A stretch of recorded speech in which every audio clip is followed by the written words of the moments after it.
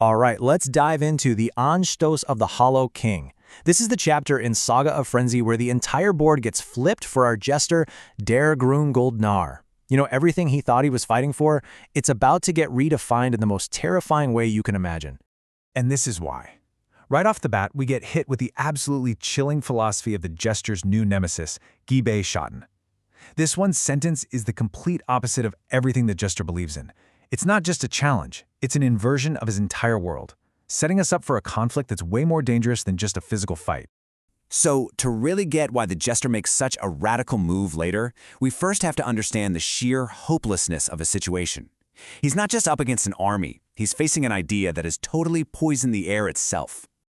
Just look at the difference here. The marketplace, which the jester had turned into this playground of chaotic, beautiful potential, is now, well, it's a dead thing. The source material calls it a calcified mausoleum of stasis. Those vibrant fires? Gone. Replaced by a dull violet light.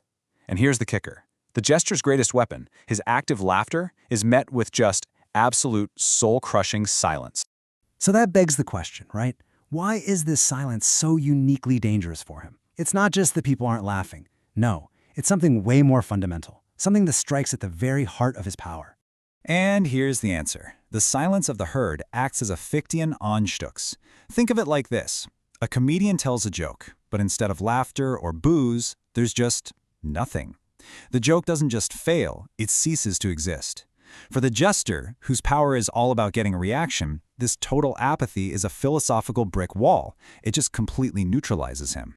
And that brings us to the architect of this whole nightmare, the puppet king, Gibe Schatten.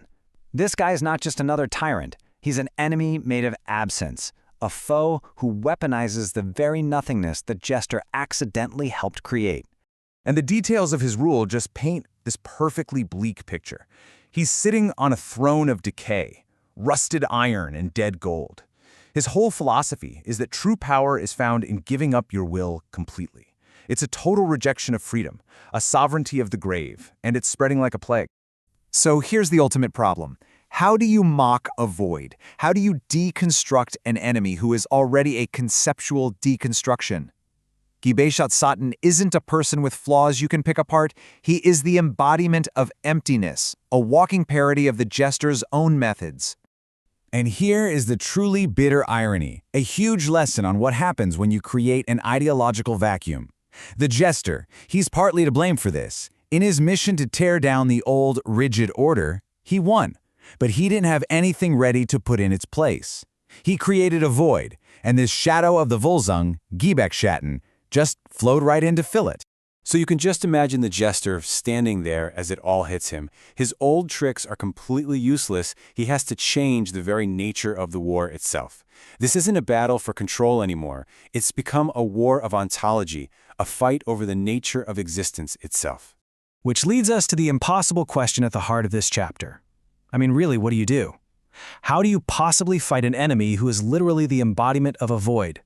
Attacking him is like trying to punch smoke. It doesn't hurt the smoke, it just shows you where your own hand is. And this is where the jester has this flash of absolute genius. He realizes it. Fighting the Hollow King directly, treating him as an opposite, a not-I, is falling right into his trap. It would legitimize the king's philosophy of nothingness by giving it something to push against. It would validate his very existence. So he comes up with this wild new strategy, a necromantic synthesis. He realizes the king isn't the disease, he's just a symptom. The real problem is the ancient curse, the poisoned water of the Volsung bloodline. So he changes his target from the king to the curse itself. And most brilliantly, he changes the battlefield. Instead of fighting across the marketplace, he decides to fight down by cracking open the floor to descend into the city's past. And this is where everything just breaks wide open. This action is the dramatic conclusion of the chapter. The jester puts his impossible plan into motion, and in doing so, he shatters the world as we know it. He's ending one kind of war and starting something much, much older. Standing there before the silent herd, he makes this incredible declaration. He's not going to fight for control of the marketplace anymore. He is going to wage war on the very idea of sovereignty itself. This is about destroying the whole stage that this terrible play is being performed on. And with one swing of his chipped axe, he actually does it. The very foundation of the marketplace splits apart. And he's not just breaking floorboards here, he is breaking reality, revealing the ancient, poisoned roots of the city's history that have been buried for who knows how long. And the result is a complete game changer. We're leaving the psychological stillness of the Twilight Marketplace behind and going down with him into the visceral terror of this brand new realm, the underworld of the blood. This timeline just sums it up perfectly. The Jester's whole journey so far. He fought the rigid order of the past, the sovereignty of gravity. He was then completely neutralized by this empty reflection of himself in the present, the sovereignty of the mirror. And now he's choosing a new path entirely, a descent straight into the heart of the curse itself. And so we're left with this final haunting question. The Jester has literally abandoned the present to go fight the past. But what on earth is he going to find down there in the visceral history of his people?